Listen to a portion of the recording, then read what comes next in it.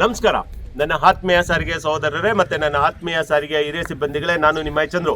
ಸ್ನೇಹಿತರೆ, ಕಳೆದ ಬಾರಿ ಸೋಮೇಕಟ್ಟೆ ಕೆರೆ ಅಜ್ಜಯ್ಯನವರ ಆದೇಶದಂತೆ ಮನವಿ ಪತ್ರವನ್ನು ತೊಗೊಂಬನ್ನಿ ಅಂತ ಹೇಳಿದರು.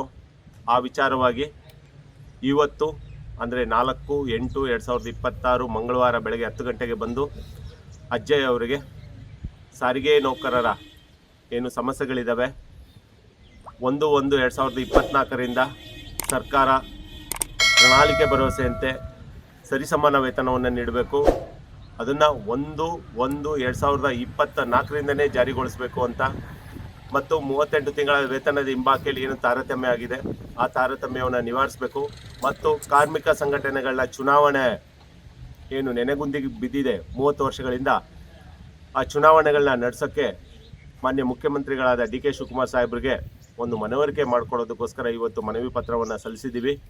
ಅದಕ್ಕೆ ಅಜ್ಜಯ್ಯ ಅವರು ಈಗ ರಾಜಕೀಯ ಬೆಳವಣಿಗೆಗಳು ನಡೀತಾ ಇದ್ದಾವೆ, ಇದೆಲ್ಲ ನೋಡಿಕೊಂಡು ಮಾನ್ಯ ಮುಖ್ಯಮಂತ್ರಿಗಳ ಹತ್ರ ಸಾರಿಗೆ ನೌಕರರ ಸಮಸ್ಯೆಗಳ ಬಗ್ಗೆ ಮಾತಾಡಿಸಿ ನಾವು ಸಮಸ್ಯೆಗಳ ನಿವಾರಣೆಗೆ ಪ್ರಾಮಾಣಿಕವಾಗಿ ಪ್ರಯತ್ನ ಪಡ್ತೀವಿ ಅಂತ ಒಂದು ಭರವಸೆಯನ್ನು, ಆಶೀರ್ವಾದವನ್ನು ನಮಗೆ ಮಾಡಿದ್ದಾರೆ.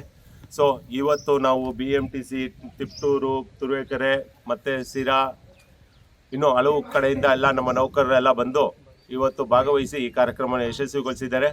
ಮುಂದಿನ ದಿನಗಳಲ್ಲಿ ಏನು ಬೆಳವಣಿಗೆಗಳಿದೆ, ಕೂಟದ ವತಿಯಿಂದ ಕಾರ್ಯಕ್ರಮಗಳನ್ನ ಹಮ್ಮಿಕೊಳ್ತೀವಿ, ಇದೇ ರೀತಿಯಲ್ಲಿ ಹೆಚ್ಚಿನ ಸಂಖ್ಯೆಯಲ್ಲಿ ಸೇರಿ ನಂಬಿಕೆ ಇಡೋಣ ಸ್ನೇಹಿತರೆ.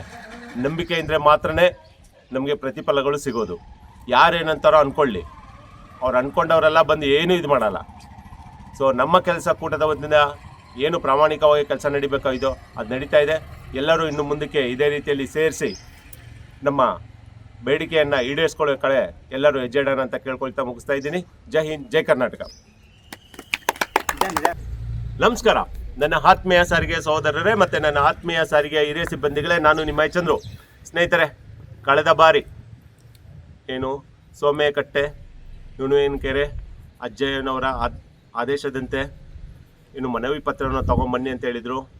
ಆ ವಿಚಾರವಾಗಿ ಇವತ್ತು ಅಂದರೆ 4/8/2026 ಮಂಗಳವಾರ ಬೆಳಗ್ಗೆ 10 ಗಂಟೆಗೆ ಬಂದು ಅಜ್ಜಯ್ಯ ಅವರಿಗೆ ಸಾರಿಗೆ ನೌಕರರ ಸಮಸ್ಯೆಗಳಿದ್ದಾವೆ, 1/1/2024 ಸರ್ಕಾರ ಪ್ರಣಾಳಿಕೆ ಭರವಸೆಯಂತೆ ಸರಿಸಮಾನ ವೇತನವನ್ನು ನೀಡಬೇಕು, ಅದನ್ನು 1/1/2024 ಜಾರಿಗೊಳಿಸಬೇಕು ಅಂತ, ಮತ್ತು 38 ತಿಂಗಳ ವೇತನದ ಹಿಂಬಾಕಿಯಲ್ಲಿ ತಾರತಮ್ಯ ಆಗಿದೆ, ಆ ತಾರತಮ್ಯವನ್ನು ನಿವಾರಿಸಬೇಕು, ಮತ್ತು ಕಾರ್ಮಿಕ ಸಂಘಟನೆಗಳ ಚುನಾವಣೆ ನೆನೆಗುಂದಿಗೆ ಬಿದ್ದಿದೆ 30 ವರ್ಷಗಳಿಂದ, ಆ ಚುನಾವಣೆಗಳನ್ನ ನಡೆಸೋಕ್ಕೆ ಮಾನ್ಯ ಮುಖ್ಯಮಂತ್ರಿಗಳಾದ DK ಶಿವಕುಮಾರ್ ಸಾಹೇಬ್ರಿಗೆ ಒಂದು ಮನವರಿಕೆ ಮಾಡಿಕೊಡೋದಕ್ಕೋಸ್ಕರ ಇವತ್ತು ಮನವಿ ಪತ್ರವನ್ನು ಸಲ್ಲಿಸಿದ್ದೀವಿ.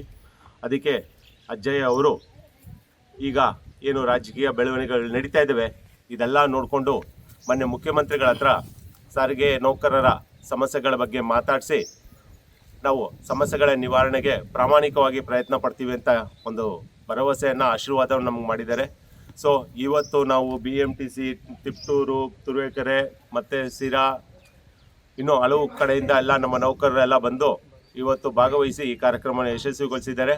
ಮುಂದಿನ ದಿನಗಳಲ್ಲಿ ಏನು ಬೆಳವಣಿಗೆಗಳಿದೆ, ಕೂಟದ ವತಿಯಿಂದ ಕಾರ್ಯಕ್ರಮಗಳನ್ನ ಹಮ್ಮಿಕೊಳ್ತೀವಿ, ಇದೇ ರೀತಿಯಲ್ಲಿ ಹೆಚ್ಚಿನ ಸಂಖ್ಯೆಯಲ್ಲಿ ಸೇರಿ ನಂಬಿಕೆ ಇಡೋಣ ಸ್ನೇಹಿತರೆ. ನಂಬಿಕೆ ಇದ್ದರೆ ಮಾತ್ರನೇ ನಮಗೆ ಪ್ರತಿಫಲಗಳು ಸಿಗೋದು. ಯಾರೇನಂತಾರೋ ಅಂದ್ಕೊಳ್ಳಿ, ಅವ್ರು ಅಂದ್ಕೊಂಡವರೆಲ್ಲ ಬಂದು ಏನೂ ಇದು ಮಾಡಲ್ಲ.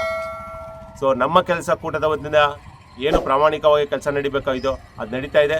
ಎಲ್ಲರೂ ಇನ್ನು ಮುಂದಕ್ಕೆ ಇದೇ ರೀತಿಯಲ್ಲಿ ಸೇರಿಸಿ ನಮ್ಮ ಬೇಡಿಕೆಯನ್ನು ಈಡೇರಿಸ್ಕೊಳ್ಳೋ ಕಡೆ ಎಲ್ಲರೂ ಹೆಜ್ಜೆ ಇಡೋಣ ಅಂತ ಕೇಳ್ಕೊಳ್ತಾ ಮುಗಿಸ್ತಾ ಇದ್ದೀನಿ. ಜೈ ಹಿಂದ್, ಜೈ ಕರ್ನಾಟಕ. ಸಾರಿಗೆ ನೌಕರರ ಕೂಟಕ್ಕೆ